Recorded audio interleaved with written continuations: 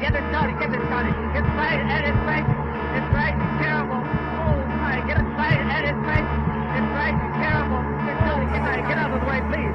It's burning, bursting into flames, and it's falling on the flying fast, and all the folks between the systems. Oh, my humanity.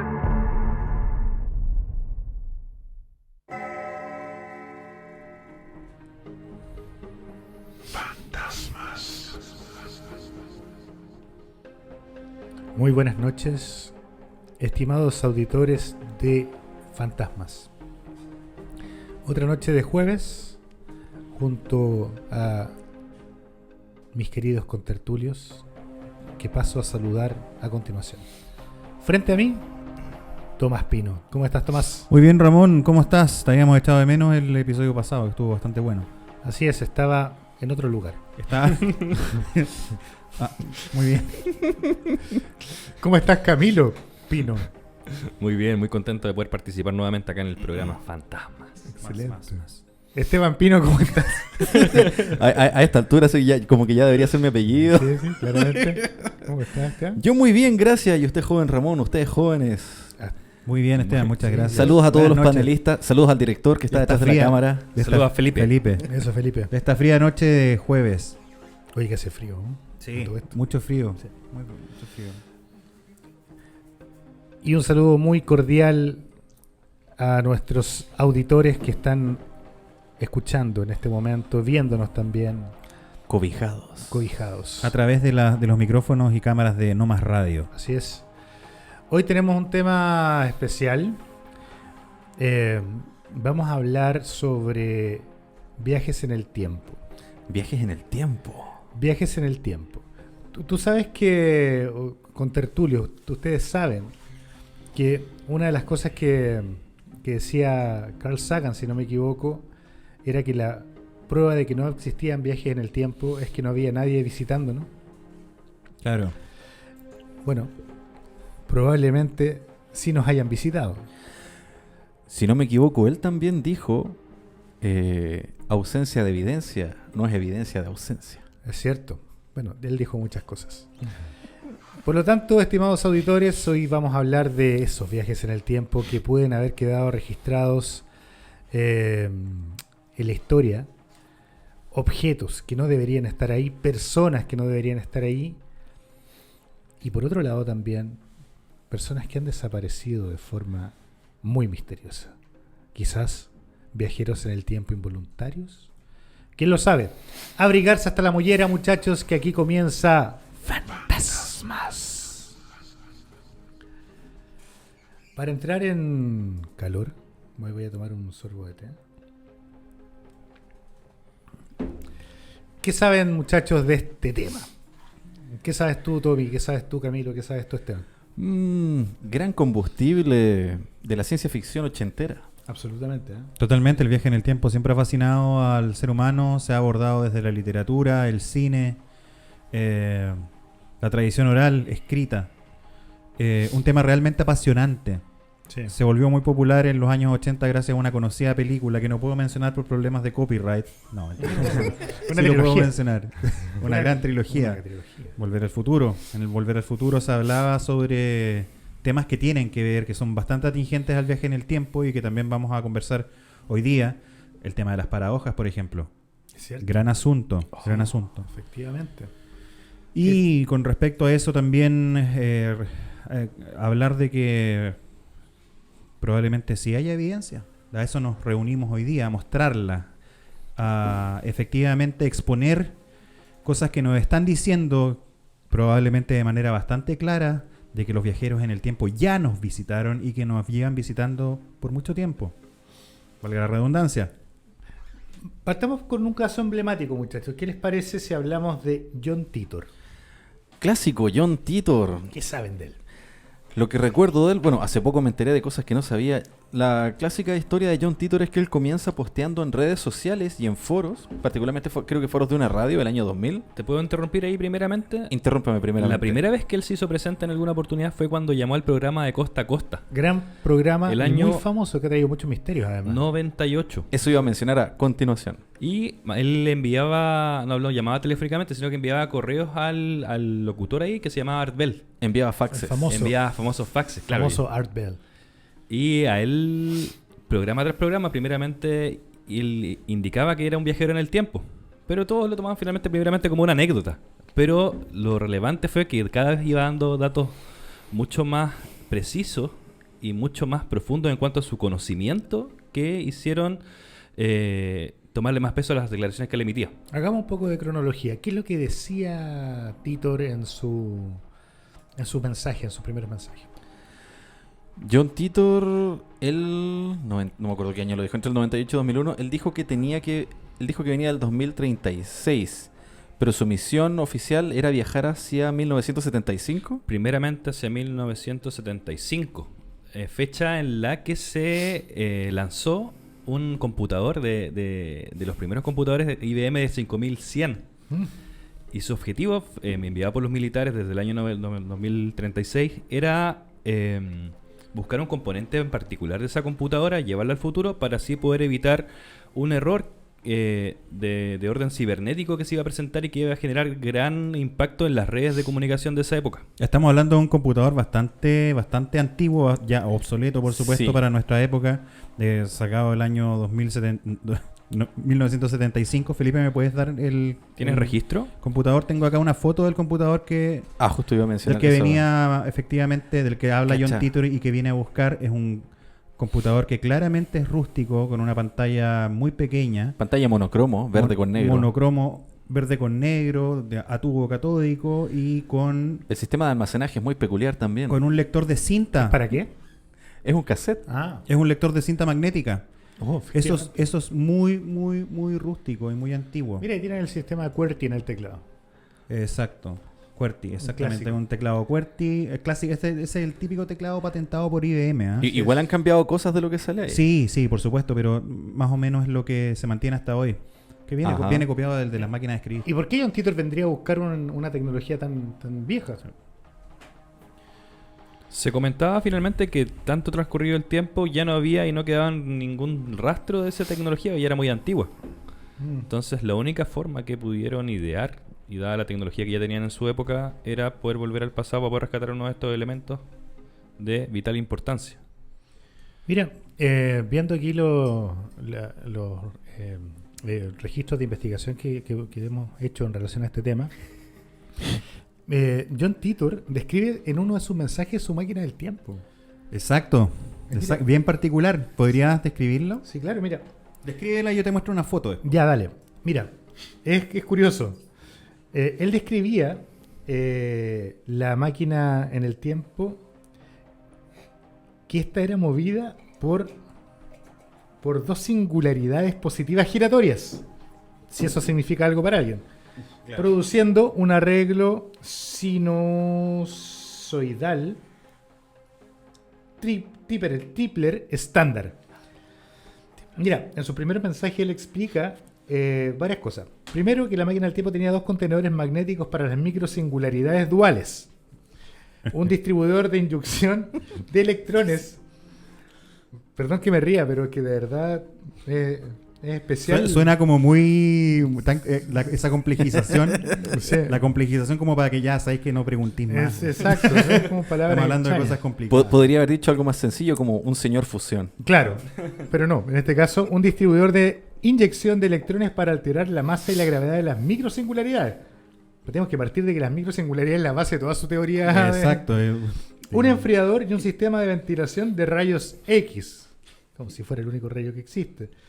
Sensores de gravedad o un candado de gravedad variable, 4 principales relojes de cesio y 3 computadores principales. Pero lo más curioso de todo esto, y que seguramente va a ser evocativo para ustedes, estimados auditores, es cómo luce la máquina del tiempo. Sí. ¿Quieren Muéstrate ver esa foto. una foto de la... Felipe, por favor. Es como un DeLorean. Claro, o sea, Pero- es un auto. pero, ¿Qué auto claro. es ese? Un Corvette del 67. Es un Corvette del 67 que tenía esta caja montada atrás, probablemente en el portamaleta o adelante, no sé dónde tiene el portamaleta este auto. ¿Le suena algo a nuestros auditores? ¿Les recuerda alguna cosa? ¿Alguna cosa? ¿Alguna rememoranza? No, probablemente. Y se supone que la máquina del tiempo, con todo su sistema de singularidades y enfriamiento por rayos X, estaba montado en algún lugar de este auto, y con este John Titor era capaz de viajar hacia el pasado y al futuro a voluntad. Hay un detalle. John Titor se supone que cuando regresa a su época, solamente regresa con la máquina que era la máquina del tiempo en sí. Él, por alrededor de los 2000, vendió su auto en Estados Unidos. ¿Sabes qué más indicaba John Titor? Era mejor precio en esa época.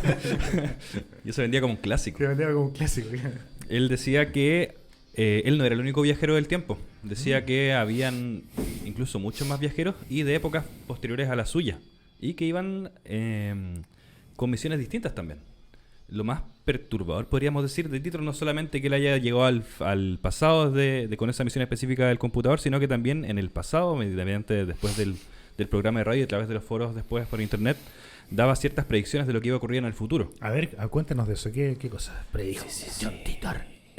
John Titor se presentó, como decíamos, el año 1998 y él predijo dentro de los foros la guerra de Irak. Mira, Y la del ocurrió- 93. Claro, no, perdón, la del 2004. La del 2004. Claro, Ah. cuando todavía no habían indicios de que pudiera haber ocurrido algo. Él incluso detallaba que las razones por las que Estados Unidos iba a invadir Irak era por el tema de las armas atómicas, como excusa. Wow. Mira. También se antepuso a lo que era la enfermedad de las vacas locas en Estados Unidos, años también antes de que ocurriera. Mira. Pero también se equivocó en otras cosas. ¿En cuáles? Por ejemplo, él decía que en el 2004 iba a haber una guerra civil en Estados Unidos y que iba a dividir el país en 5 estados distintos, cosa que finalmente no ocurrió. Y también indicó que la tercera guerra mundial se iba a producir en el año 2015 y que después de ese periodo iba a haber un gran periodo de tiempo con tiempos de paz, Es cosa como que las tampoco predicciones de Badabanga. Badabanga. Pero finalmente tampoco ocurrió. Pero queda alguna otra que es importante por ver, que dice que en el año 2030 una nueva enfermedad, una pandemia se va a presentar en la Tierra y va a acabar con parte importante de población del continente europeo. Ojalá que alcancemos a vivir hasta el 2030 como especie. Eso con John Titor, ¿ah? ¿Te creen a John Titor? ¿Dedo para arriba o dedo para abajo? Viendo la máquina ¿Pulgar del arriba tiempo. o pulgar abajo? Viendo la máquina No del lo sé. tiempo. No deja de ser un curioso fenómeno del principio del Internet. ¿Ah? Parte obviamente en esta interfase donde el mundo no conoce todavía redes sociales, el Internet se ocupa más como una herramienta parecida a una enciclopedia. El hombre parte hablando en un programa de radio, mandando fax, pero luego ya con la llegada de los foros y la Internet 2.0, el tipo agarra un vuelo tremendo y se convierte, yo creo que, en una de los primeros mitos urbanos creados por la Internet, el predecesor de muchos. Hubo un momento donde, bueno, lo vimos con Slenderman y otros más que ya claramente eran conocidamente creados para las redes sociales o por las redes sociales. Y Titor se perfila como uno de los primeros, si no el primero, en crear esta leyenda urbana de él mismo y ocupando la Internet como la herramienta principal de pregonación de su palabra. Eso ya lo hace interesante. Efectivamente. Quiero aprovechar de recomendarles a nuestros auditores, hablando de este tema, una gran serie española que se llama El Ministerio del Qué Tiempo. buena serie esa, ¿cierto? Ramón. Qué buena bueno que te serie, acordás ¿no? de. Excelente, la pueden encontrar en Netflix, El Ministerio del Tiempo. Tírate el plot para que, Se para que trata, enganchen. fundamentalmente, la línea argumental dice relación con que existe una entidad que resguarda que el tiempo se mantenga tal como lo conocemos en términos de los hechos históricos que han devenido en el presente. Lo curioso es que esa entidad es una entidad gubernamental, Exacto, secreta. secreta, y que es un ministerio, particularmente español. Exacto, y tiene agentes de varias épocas, incluido a Diego Velázquez como Diego uno. Velázquez como uno de sus agentes encubiertos. ¿Qué más? Hay muchas personas más. Es notable, los invitamos a que la vean porque es de verdad muy, pero muy, pero muy buena. Hay varias series que utilizan esta premisa de ir arreglando cosas en el tiempo para que las cosas salgan como tienen que salir de forma intencionada o incluso de forma casual, como el dibujo animado de La Máquina del Tiempo, si alguien lo recuerda.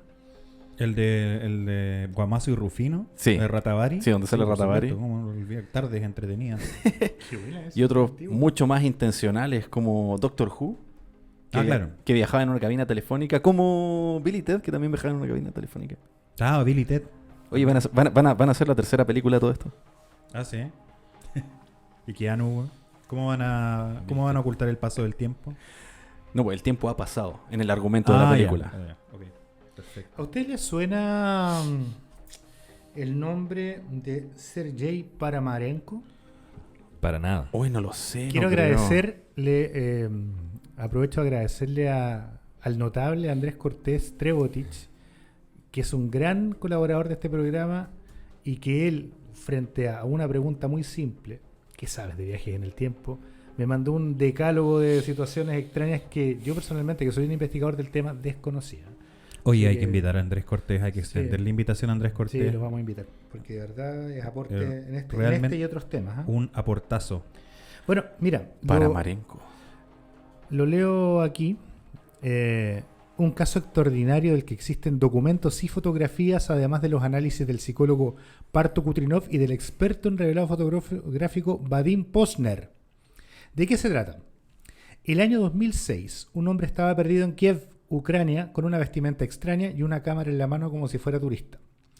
Afirmaba que provenía del pasado, que había salido de su casa a tomar algunas fotos cuando observó un ovni y luego de fotografiarlo se encontró en el futuro, en el 2006.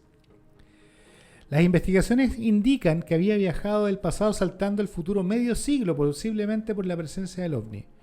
En Rusia, el telecanal 1+1, el telecanal 1+1, así se llamaba, presentó el video de la existencia del caso de Sergei Paramarenko en el documental Viajero del Tiempo, donde se relata que el 23 de abril del año 2006, un hombre de 25 años de edad estaba desorientado caminando sin rumbo con una cámara en la mano por las calles de Kiev. Cuando la policía se le acercó, preguntó por una calle que para aquel entonces ya no existía.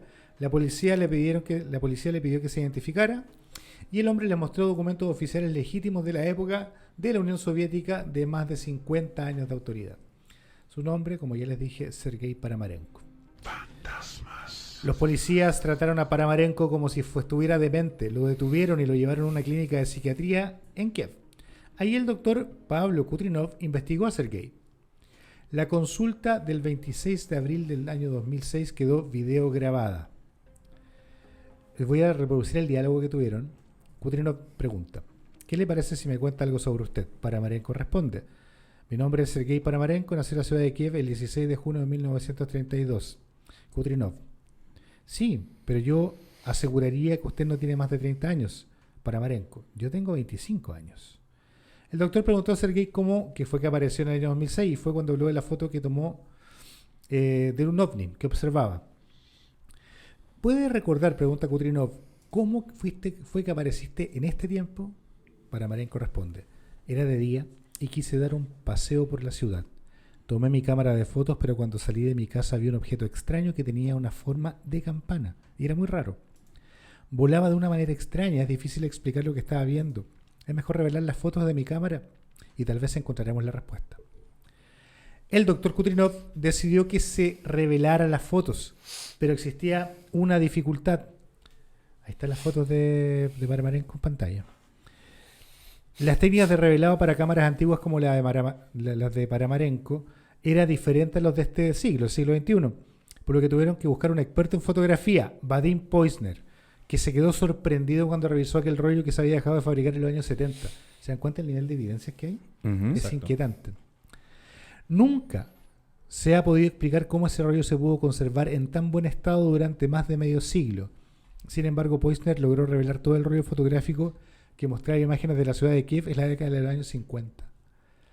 También una foto de una mujer de unos 25 años de edad y otra imagen donde estaba Sergei Paramarenko incluso con la misma vestimenta. La fotografía que más llamó la atención fue en donde apareció el ovni, la que acabamos de ver. Esta entrevista quedó grabada a las 10:39 de la mañana del 25 de abril del 2006. Le reproduzco. Kutrinov: aquí están las fotos reveladas, son de tu fotoaparato. A mí me interesa especialmente esta fotografía. ¿Le puedes echar un vistazo? Paramarenko: ahora está convencido de que estoy diciendo la verdad. ¿verdad? Yo hasta ahora no entiendo qué es este objeto y cómo me pudo ocurrir algo así en el mismo instante cuando yo le saqué la foto. Bajé la cámara y aparecí aquí. En forma sorprendente, Sergei Paramarenko dijo la verdad. Existía la fotografía del misterioso objeto, un ovni que fue lo último que recuerda antes de viajar en el tiempo 50 años en el futuro. Luego de hablar con el doctor Kutrinov, Sergei se dirigió a su cuarto. La cámara de seguridad de la clínica captó el momento en cuando lo hace, pero ya nunca se le vio salir.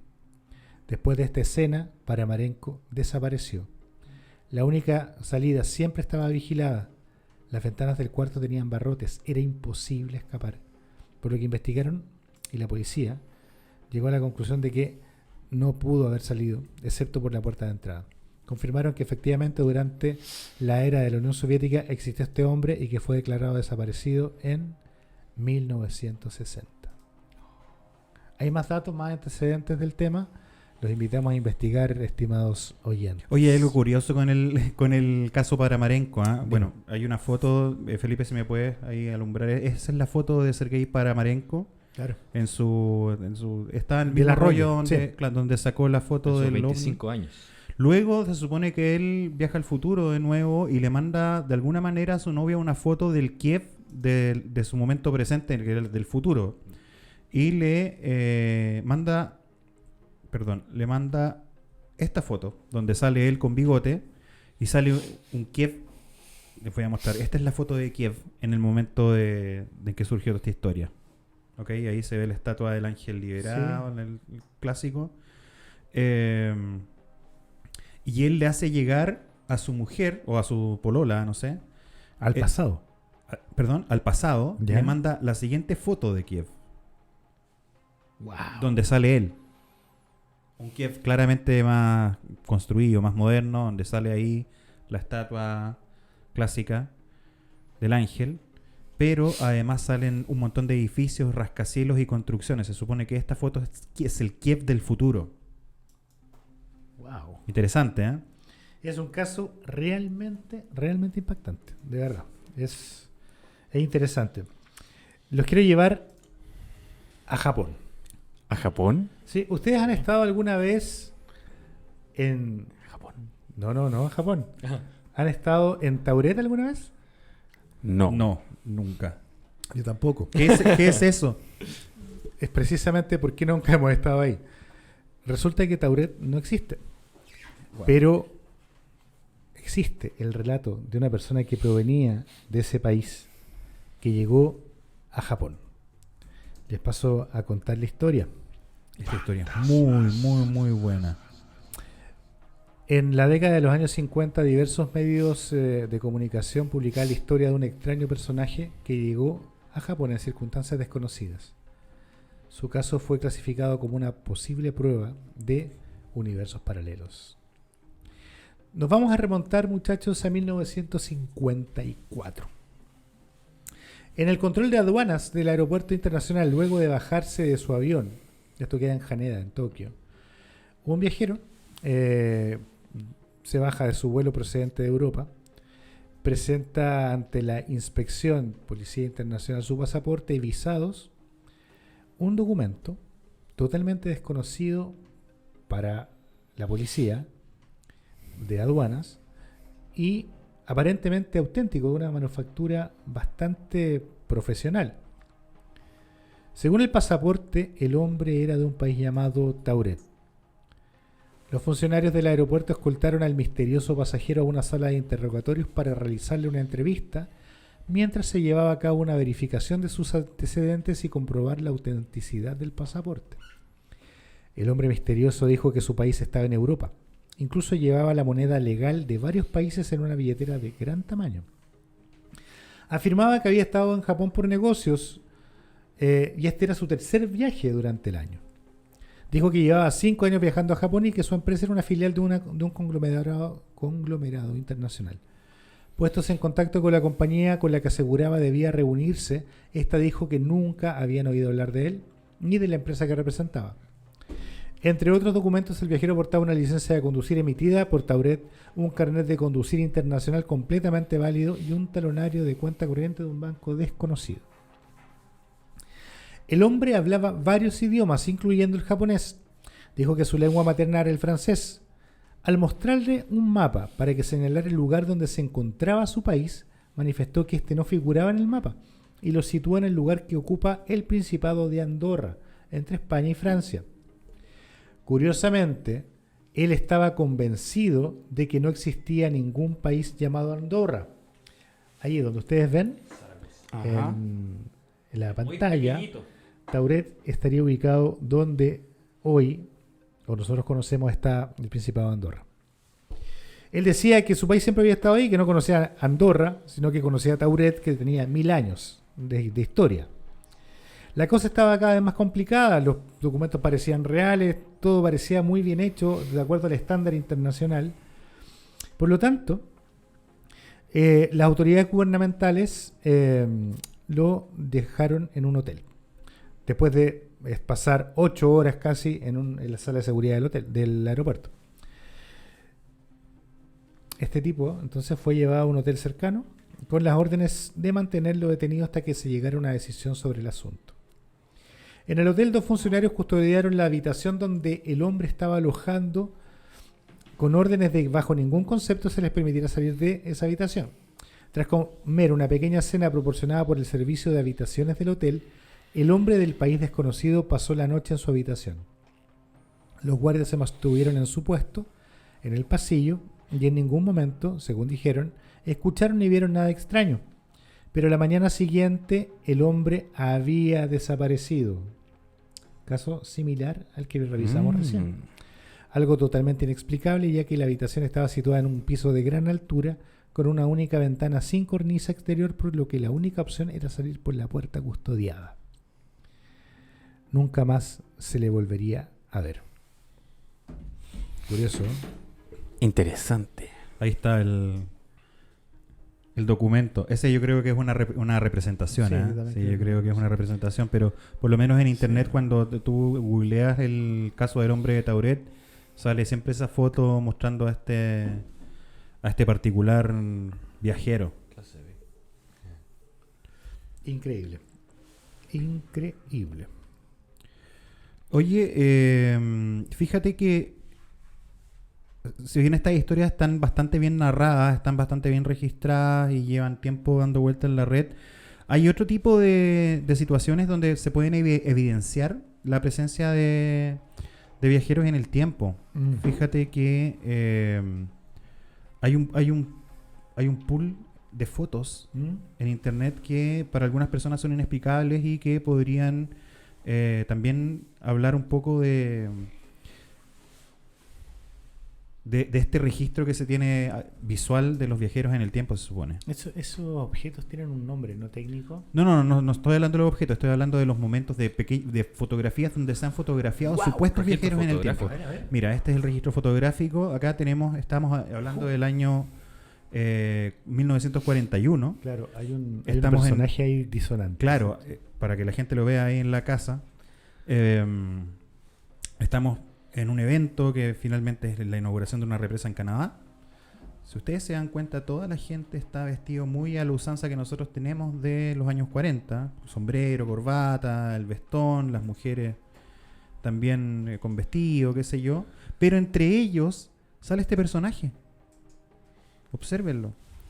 Eso fue en el puente South Fork Golden Bridge en Canadá. Exacto. Muy bien. Entonces, ¿se dan cuenta cómo el tipo no pega en la escena? ¿Qué les parece?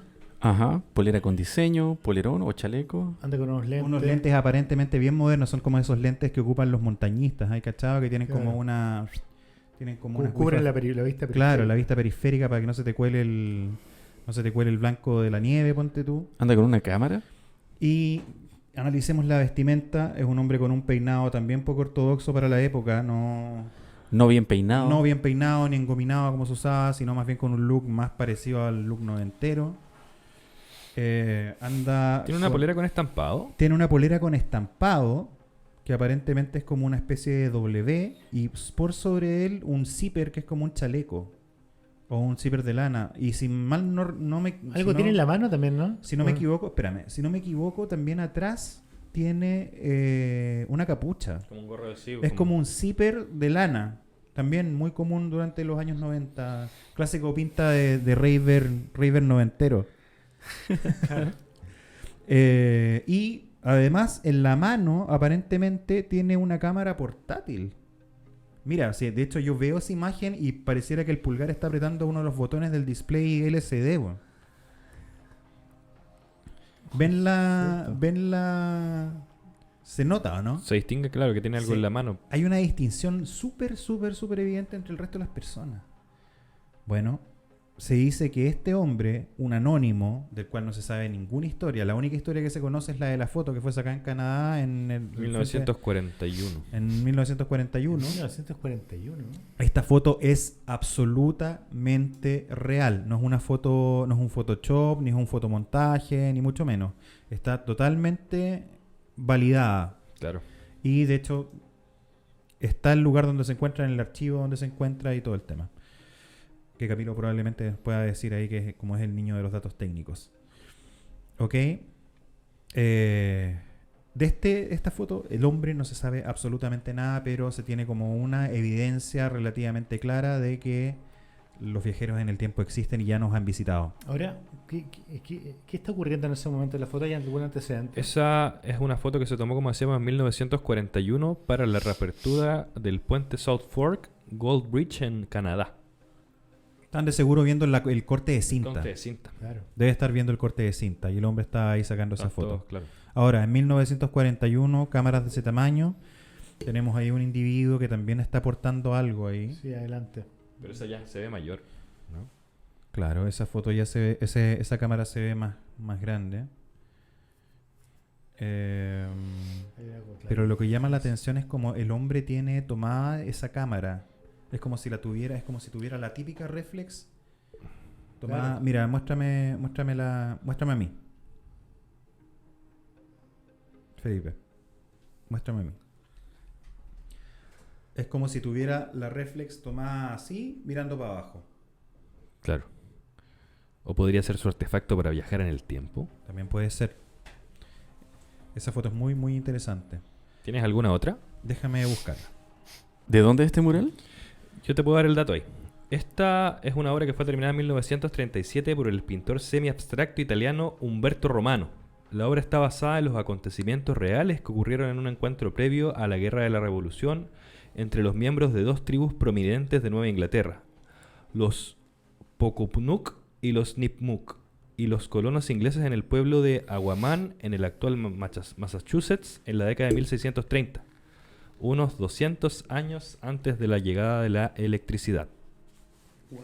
Ahora, claro, lo curioso es que el momento que representa el mural, o sea, lo realmente curioso no es el momento que representa el mural, sino cuando se fue pintado. Fue pintado en los años 30. Claro. El dato de que No existía fue ni a siquiera 200 años da exactamente lo mismo. No existía ni siquiera la radio de transistorio. Exacto, exactamente. Y fíjate que hay otra fotografía por ahí que te la voy a buscar por mientras tiras de las cámaras, Felipe, nomás. Mientras tanto, yo te puedo contar alguna otra historia, Tommy. Muchachos, ¿ustedes han oído hablar del proyecto Pegasus? Pegasus. Alrededor de nada. los otros proyectos de estos extraños que impulsó el gobierno de Estados Unidos en los años 50, 60, como el MK Ultra que hablamos en Ajá. nuestro tercer programa. El proyecto Pegasus, de acuerdo a lo que revela un agente de la CIA, el proyecto Pegasus se trataba precisamente de viaje en el tiempo que efectuaba un organismo estadounidense denominado DARPA, Defense Advanced Research Projects Agency. Y la persona que ha revelado esto es un agente de la CIA desde los años 60, el señor Andrew Basiago. Y él revela que son 50 años de engaño, que el viaje en el tiempo es posible y que él lo ha hecho muchas veces y que incluso ha estado en el planeta Marte. Ah, este loco que se quería postular a presidente, ¿no? Sí, el mismo. Él decía que había conversado con Obama cuando Obama era niño y lo había aconsejado. Lo había arengado, claro. Dijo que había conocido a Obama en Marte. Además, sí. Tiene varias historias. Ustedes pueden investigar, no le vamos a dedicar mucho tiempo, pero es interesante. Son cosas bien disparatadas en general. Así es. Mira, muéstrame esta otra foto. Esta otra foto también es curiosa. Ya estamos ahí en una situación de puerto, al lado de una especie De astillero. de astillero, hay un barco ahí. Mm. Y toda la gente ocupa sombrero, menos este individuo. Bueno, la calidad de la foto no es muy buena, pero acá tenemos un acercamiento. Y si se dan cuenta, es una persona que tiene un moicano. Es como punk. Entonces, claro, los teóricos de los viajes en el tiempo dicen que este es un punky que está absolutamente fuera de lugar, porque el movimiento punk surgió luego en los años 60 y 70. Y que acá se encontraría alrededor de 1904 o 1905. Sí, ahora recordemos que el peinado de ese tipo, el moicano se llama, ¿verdad? Sí. No es una invención de los punkies, sino que los punkies No. toman, De hecho- ¿verdad?, ese corte precisamente de la tribu moicana, Exacto. Espera. ¿verdad?, nativa de Estados Unidos. ¿De qué año es esa foto? Como de 1904 o 1905. Porque hay un corte antiquísimo que se llama flat top, que básicamente significa superficie plana, que se asemeja al moicano, pero no es un moicano en sí. Es un peinado ancho, pero súper corto, rasurado en la sien y un poquito de pelo encima. Popularizado por los militares norteamericanos. Sí, flat top. Es como muy de la milicia. ¿eh? Sí. Interesante. ¿Tienes algún otro registro fotográfico, Tomás? Camilo quizás tenga algo que mostrar ahí.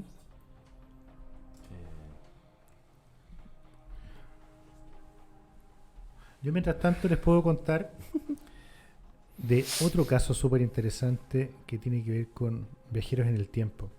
Hay un sujeto de nombre Rudolf Fens. Y algunos señalan que cumplió el sueño de casi cualquier mortal de viajar en el tiempo, aunque el resultado de su viaje fuera fatal. Fatal. Fantasmas. Cuenta la historia que un hombre murió en la calle atropellado por un auto en Nueva York una noche de 1950. Cuando revisaron sus bolsillos, los agentes policiales encontraron monedas del siglo anterior y una carta de Rudolf Fens fechada el año 1876. Las autoridades buscaron más datos del paradero del tal Fens, pero apenas encontraron en una guía telefónica de 1939 a un tal Rudolf Fens Jr., quien había muerto hacía bastantes años. La viuda de este último, al ser consultada, relató que algo extraño había sucedido, no con su marido, sino que con el padre de él, quien había desaparecido hacía muchísimos años sin dejar rastro. Al buscar en los archivos, el detective encargado del caso encontró la nota de la desaparición y al ver la foto del desaparecido advirtió que era igual a la víctima del accidente de tránsito. Es decir, cuenta la leyenda que se trata del mismo Rudolf Fens. Yo tengo la foto de Rudolf Fens. A ver, a ver. Wow. Oh. Claro, Rudolf Fens aparece misteriosamente en la calle, más la forma de viajar en el tiempo.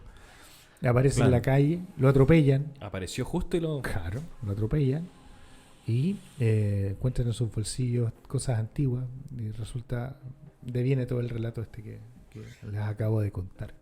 Exacto. Exactamente. Oye, dejemos los viajeros en el tiempo atrás y centrémonos en estos objetos que están absolutamente fuera del lugar temporal. A ver. Los llamados OPARTS, que significa, es un acrónimo de... Object. No. Out of time. Out of place. Artifacts. Artifacts. Exacto. Out of place artifact. Entonces- Artefacto fuera del tiempo. Exacto. Hay un montón de objetos que se han encontrado alrededor del mundo que tienen ciertas características que los vinculan no con la tecnología de la que se supone que fueron originados, ¿ok? Sino más bien con una tecnología superior. Esto ya puede ser por la técnica por la que fueron hechos o para la función para la que fueron diseñados, o bien porque contienen trazados de cosas que no son comunes para la época en que se originaron. ¿Ok? Ajá. Exacto. Por ejemplo, un clásico ejemplo de esto es la famosa batería de Bagdad. ¿Conocen la batería de Bagdad? De Yo nombre. recuerdo en mis años mozos, cuando llegaban unos videos extraños de el mundo Misterios de Arthur C. Clarke. Exacto. Había un artículo, una crónica dentro de esos videos que le hablaba de esto, ¿no? ¿De qué se trata? Sí, claro. La batería de Bagdad es un artefacto encontrado en Bagdad. 1938. De 1938 y que consta de una jarra que adentro tiene una combinación muy curiosa de metales. ¿Ok? Contiene un recipiente. Es una jarra que tiene la capacidad de poder suspender un cilindro de cobre, ¿ya? Y que adentro tiene una barra, dentro de ese cilindro de cobre tiene una barra que es de otro material. ¿Ok? Ahora, les llama la atención porque la barra que va en el centro de este cilindro de cobre no toca tampoco el cilindro de cobre, lo que asimilaría a una clásica conformación de cátodo-ánodo de una batería moderna. ¿Se ha calculado qué voltaje hubiese producido si que estuviera efectivamente operativo? Dicen que hay una diferencia, puede generar una diferencia de potencial más o menos de 1,5 volts. Claro. Como ¿Ya? Pero pila de dedo. el dato puede estar un poco manoseado, ¿ya? Ahora, el artefacto efectivamente genera una electricidad, ¿ya? ¿Cuál es el principio de esto? El principio de una batería es que tú tienes, por ejemplo, un metal que es el que cede los electrones y otro metal que los recepciona, ¿ya? Tienes el metal central está aislado, tal cual está en la batería de Bagdad. El siguiente metal está cubriendo el otro, pero sin tocarlo. Está cubriendo el otro metal. Y todo esto está inundado por alguna clase de electrolito. ¿Ok? Esta batería de Bagdad fue reconstruido modelos para poder probar efectivamente el potencial eléctrico que generaban y fue llenado con un electrolito muy común que es el jugo de limón. ¿Ya? Y efectivamente tiraba este voltaje. Ahora, los posibles usos no se saben. Pudo haber servido para electrificar quizás algún tipo de artilugio de esa época, no lo saben. Hay personas que piensan que se puede haber ocupado la galvanización de ciertos metales, ¿ok? Sí. La galvanización efectivamente ocupa electricidad para poder hacer que un metal se adhiera firmemente a la superficie de otro. Y esta es una de las principales hipótesis de las cuales y por las cuales pudo haber sido generada la batería de Bagdad. Wow, está súper interesante eso. Exacto. Okay, ¿Dónde lo encontraron específicamente? ¿Bagdad? ¿Pero en qué parte? No se sabe. Esto fue encontrado por el arqueólogo austriaco Dr. Wilhelm Kohn. ¿Ya? En las sótanos del Museo de Bagdad. Wow. Está ahí guardado ese. Está guardado. Notable, ¿eh? Bien guardado. Interesante. ¿Qué otro artefacto interesante? El famoso mapa de Piri Reis. ¿Sabes de eso, Camilo? ¿Te suena? Yo sé que sí. Por supuesto. El mapa de Piri Reis fue encontrado en el año 1997 durante la renovación del Museo del Palacio Topkapi Saray de Estambul. Fue encontrado por su propio director. En este mapa se muestra, que data del año 1513, se muestra parte de lo que vendría siendo parte de Europa, y lo que la hace especialmente llamativo es que también se muestra parte de América. ¡Wow! Antes y anterior a los, si no me equivoco, a los mapas realizados después del descubrimiento de América por Colón. Y algo también más interesante es que se muestra también parte de la zona antártica. Si pudieras mostrar ahí, Tomás. Claro, me imagino que toda la zona que está más hacia abajo, o sea, más hacia la izquierda en claro, ahí en está, ese sentido, se ve clarito. Sería toda la parte de la Antártida. Lo que estaríamos viendo ahí sería la parte del océano Atlántico. Costas americanas, africanas y del Antártico. Wow, notable. Ahora, lo curioso es que muestra una Antártida desprovista de hielo, con cierto grado de precisión. Ustedes saben que la Antártida finalmente son dos grandes islas. Así es. Que en algún momento, claro, por un tema de nutación clásica del eje de rotación del eje de la Tierra, en algún momento estuvieron sin hielo. y tuvieron vasta vegetación, bosques, y el registro de semillas lo dice claramente. ¿Cuándo habrá sido la última vez que estuvo descongelada la Antártica? Como hace 25.000 años, una cosa así. Por lo O tanto, no se pudo 35.000 años. haber cartografiado sin adelanto. Imposible, Qué curioso. imposible. ¿Y cuál será el grado de exactitud que tiene el mapa con la isla Antártica? Mira, usualmente estos mapas antiguos, los mapas de la antigüedad, o sea, antes de Mercator, por así decirlo, eran bastante imprecisos. Bueno, En Mercator general. también es bastante impreciso porque Sí, pone exacto. Groenlandia, el porte de África. Sí, bueno, hay una aberración. La aberración de Mercator es que intentan en un planiferio tirar lo que está puesto en una esfera, y obviamente hay una aberración ahí de tamaños que es notable. Que se corrigió hace poco, ¿eh? Sí, ya están saliendo nuevos mapas planiferios en realidad. Todo lo que Sí, está en el hemisferio norte planiferio. se magnificó, ¿no? Sí, claro. Todo Sí. lo que está, claro, pero también lo que hay en el hemisferio sur también se ve más grande. Sí, hay una página que se llama The Real Size, Iba a mencionar lo mismo. donde tú puedes agarrar cada país y moverlo a través del África. planiferio Mercator, y ver cómo va variando el tamaño según la escala aparente, aberrante que tiene Mercator. Sí, claro. Y ahí te das cuenta cómo Groenlandia en realidad no es del porte de África, No. sino que es más bien un décimo de... Porque tú arrastras Groenlandia y Pequeñísima. lo tiras al continente africano y se pierde en la masa africana. Así es. Y ahí te das cuenta efectivamente lo grande que es África. Es un continente enorme. Sí, es gigantesco. Ojalá que ellos no lo sepan. Es ¿Qué más? realmente ¿Qué otro enorme. objeto? Acá ¿Qué otro tenemos objeto también fue? el clásico, y ya también es uno de los grandes del tema OOPART en general, es el mecanismo de anticitera. Claro que sí. Del mecanismo de anticitera se ha escrito mucho, fue múltiples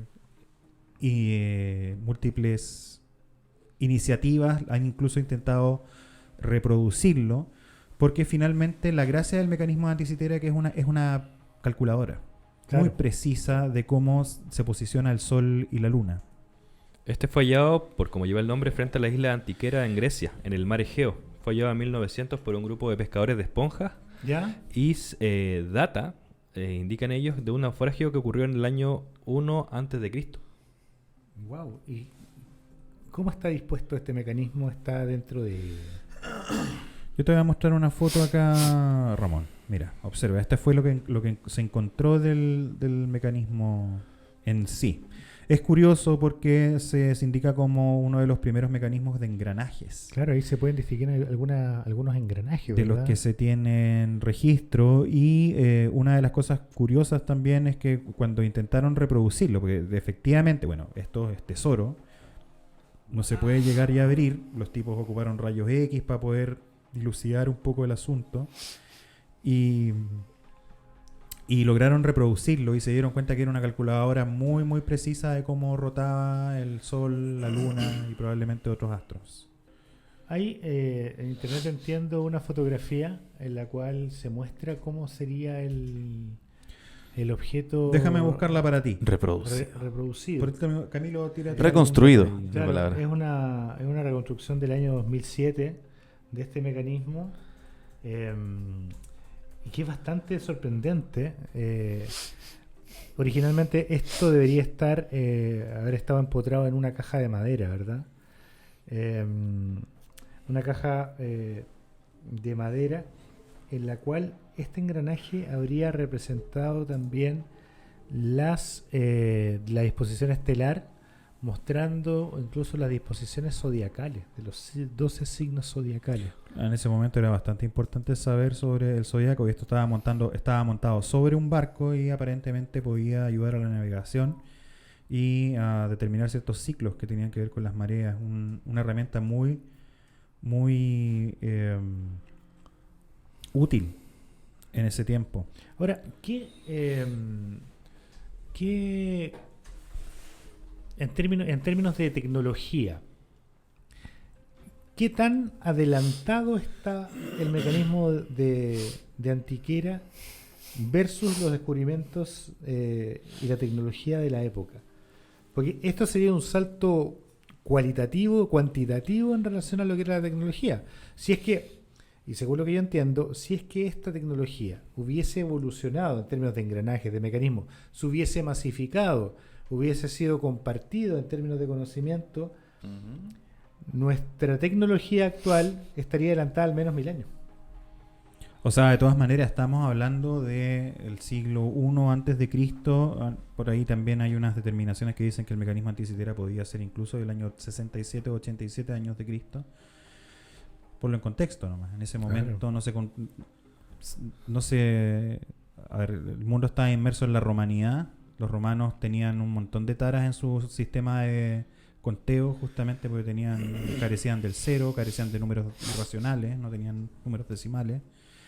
El cálculo era bastante rústico de algunas cosas, la aritmética prácticamente imposible. Los árabes eran los que sabían más de eso. Y de repente se encuentra esta verdadera computadora del mundo antiguo, digamos. Claro. Acá tengo una foto de cómo pudo haber sido, o por lo menos una aproximación. Claramente Esa es es- otra de la que vimos.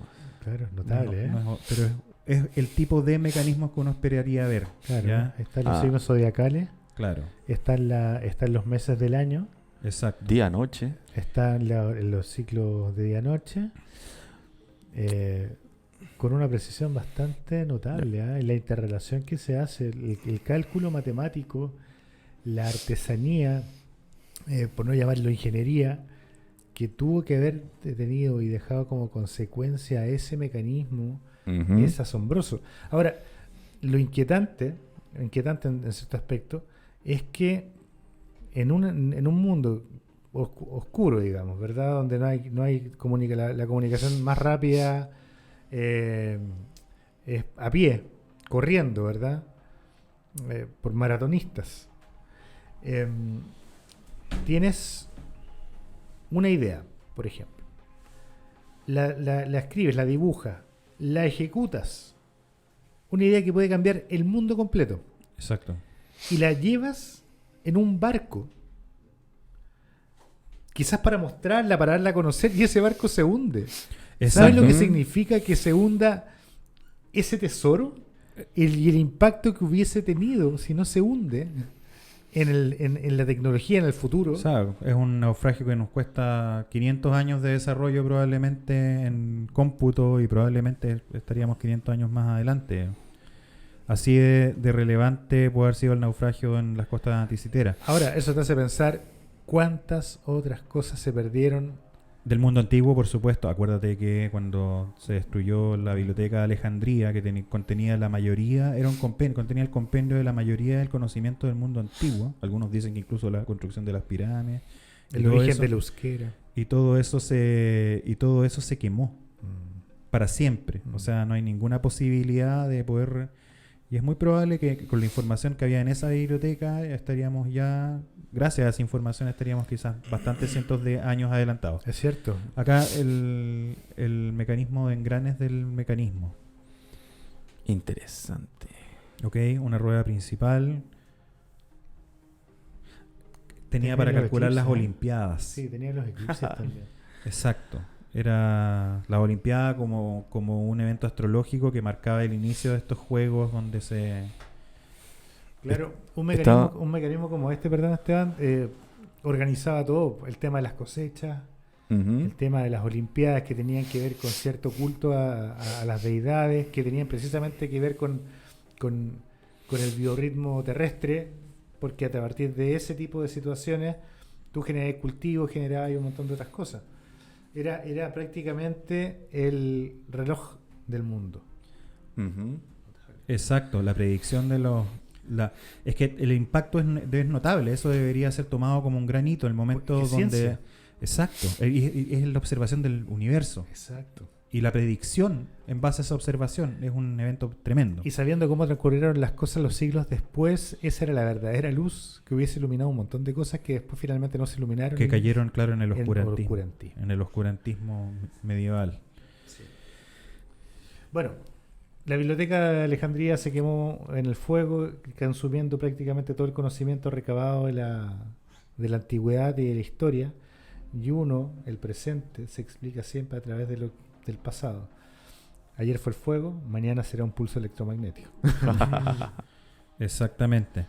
Oye, otro par muy famoso, yo creo que la mayoría de las personas los han visto, es la famosa lámpara de Dendera. La famosa lámpara de Dendera tiene más o menos un origen en el siglo IV antes de Cristo, ¿ya? Y estamos hablando de Dendera en Egipto, estamos hablando acá de jeroglíficos. Ajá. ¿Qué hay ahí, Camilo? El descubrimiento sucedió en el templo de la Dosia Hathor, aproximadamente a 70 kilómetros de Luxor. En uno de los tantos jeroglifos hallados en ese complejo funerario se muestra claramente lo que muchos tratan de explicar y han llamado la bombilla dendera, puesto que muestra claramente Lo cómo estamos dos viendo, ¿eh? egipcios sostienen una especie de cristal de forma delgada y curva, en cuyo interior se despliega una serpiente que sobresale de una flor de loto. Recuerda a las bombillas o focos eléctricos de la actualidad. Asimismo, el tallo de esta flor parece estar conectada a una caja misteriosa que soporta el peso de un extraño personaje que sostiene un par de afilados cuchillos. Curioso, ¿no? Mira, De hecho, ahora hay, no sé, ahora hay una moda de, espérate que no la puedo subir más. Déjame.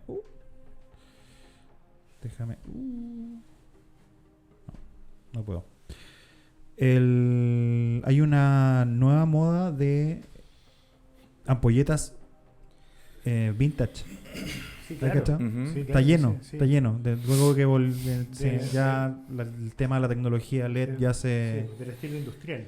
Exacto, ahora... Y fíjate que hay una de las ampolletas que se parece mucho a esta. Y después voy a buscar una foto Sí, del tema. Es una figura súper interesante. ¿eh? Claro, se ve, finalmente en la explicación ahí se ve la bombilla de vidrio, digamos, y adentro se ve esta serpiente que es como si fuera el filamento. ¿Qué otra cosa pudo haber sido? Esa es la pensando. principal Claro. pregunta. ¿Qué otra cosa pudo haber sido? ¿Una representación de qué? Considerando, O sea, en el fondo, ¿por qué se genera acá la pareidolia? Claro. ¿Puede haber algún tipo Sí. de explicación? pensando que son jeroglíficos, lo más probable es que sea una idea y no algo concreto, lo que quieran representar con eso. Claro. ¿Qué idea es? Puede ser. No necesariamente un artefacto, sino que más bien un concepto. Sí, es bastante extraño. Mira, yo te voy a mostrar acá una foto de la ampolleta que podría ser. Vamos a esperar a que, porque está en la página de Home Depot. Tírame la foto, tírame nomás del computador, mira. Estos clásicos. Claro. Claro. Parece, ¿no? ¿Podrías compararla con la que mostraste Sí, recién? claro. Mira. Mira. Puede ser. Esta, mira. La Westinghouse. La Globo.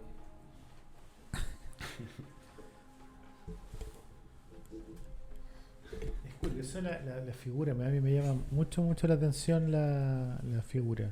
Mira, esa se parece más todavía. O sea, ¿Viste? Sin duda.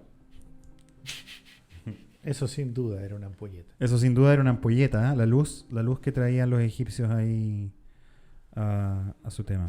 Wow. Interesante. ¿Tienes algún otro, algún último? Veamos el último. Hay muchos más por todo, hay un Son montón de diversos. información con respecto. Lo investigamos. Y por todo el mundo también. Necesitamos Exacto. investigar, muchachos. Pero por ejemplo acá tenemos la famosa piedra de Ica. ¿Y qué soy Ica en Perú? Exacto. Ica en Perú. ¿Qué tiene? Es Esa una piedra de andesita con grabados que representan tecnologías avanzadas en el Paleolítico Medio. Mira. Son varias piedras, entiendo, ¿no? Sí, son hartas piedras. Voy a ver si les muestro una foto. Acá les puedo mostrar una foto acá de la piedra de Ica. Hay unas bien grandes, ¿ah? De 40 centímetros incluso. Consiste en una capa de corrosión donde las inclemencias han transformado el feldespato en arcilla, originando un material más blando. Una escala de dureza de 3 a 4 y la escala de Mohs. Y que puede ser fácilmente rayado. La descripción de estas piedras dice que están grabadas superficialmente con una variedad de imágenes algunas directamente incisas y otras por medio de sustraer el fondo bajo relieve, manteniendo la imagen en relieve. Las imágenes varían desde dibujos simples en un lado del guijarro hasta diseños de gran complejidad. Algunos de estos diseños aparecen en estilos que pueden asociarse como pertenecientes a las culturas Paracas, Nazca, que es la más famosa, Exacto. Tuanacu, Ica o Incaica. Algunas de las imágenes son flores, peces o animales vivos de diferentes clases. Otras parecen ilustrar escenas, las cuales serían anacrónicas en el arte precolombino, como dinosaurios, operaciones médicas avanzadas y mapas. Exacto, acá la piedra que estamos viendo ahí en escena es efectivamente lo que representa una cirugía cerebral. Una cirugía Sí. que era muy practicada en el... De hecho, cuando uno va al museo de sitio en el Cusco, hay el museo de sitio del Templo del Sol, a donde ahora se emplaza el Templo de Santo Domingo, la iglesia de Santo Domingo. Abajo en el museo de sitio hay todas unas láminas donde se explicaba cómo estos pueblos precolombinos y andinos practicaban trepanaciones. Claro. ¿Puedes explicar lo que es una trepanación, Esteban, por favor? La trepanación es cuando se pasa a través de la piel y se hace un orificio en el cráneo para llegar hasta el cerebro. Exactamente. Básicamente ellos eso. aparentemente descubrieron que si lograban generar este tipo de cirugía, o sea, perforar el cráneo, podían eliminar bajo ciertas circunstancias las consecuencias de, por ejemplo, un golpe muy fuerte en la cabeza. La trepanación en algunos casos se hace de manera terapéutica para poder liberar presión intracraniana, por ejemplo, luego un TEC. Para que se inflame el tejido cerebral cómodamente. Cómodamente y no tenga que chocar con las paredes del cráneo o la hematización provoque algún daño Estructural. Claro, tú puedes liberar eso. Y aparentemente en esta piedra Ica que estábamos mostrando recién, esa es la idea, esa es la imagen. Una cirugía precolombina, y por eso calza. Esta y muchas escenas así las hacen calzar como dentro de la lógica del OVAPAR. Bueno, hoy en día más que trepanaciones incluso va asemejado a la imagen que salía en la piedra ahí. Hay incluso situaciones donde la inflamación cerebral es tan grande que sacan un buen trozo de cráneo para que se libere la presión Exacto. momentáneamente. Exactamente. Eso absolutamente registrado, ¿ah? Efectivamente los incas lo practicaban y se han encontrado cráneos con la cirugía. Wow. Notables. Los Bueno, invitamos y a seguir muchos investigando, ejemplos. sí, porque hay muchos ejemplos. Los invitamos a seguir investigando en internet sobre este tema si es que les resultó interesante. Nos queda poco tiempo. Sí, estamos ya al cierre. Así es, estamos ya cerrando. Vamos a dejar pendientes para el próximo programa, que da precisamente por un programa completo, las extrañas desapariciones que incluso llegan a ser aterradoras. Les prometemos en programa futuro relatos inquietantes, aterradores Escalofriantes. y escalofriantes, sí, de desapariciones. Quiero despedirme de nuestros contertulios. Muchas gracias por todo, Tomás, por Gracias. esos aportes, Camilo.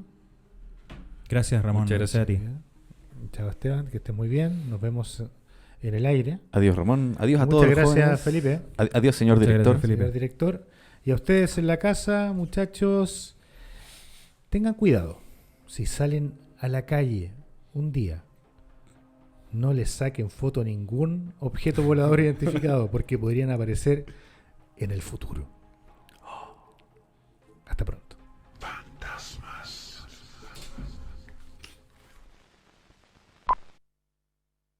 The first and the flank. Get it started. It's right at its face. It's right. Terrible. Oh my. Get it started at its face. It's right. Terrible. Get out of the way, please. It's burning, bursting into flames, and it's falling on the flying bad. All the folks between the distance. Oh, my humanity.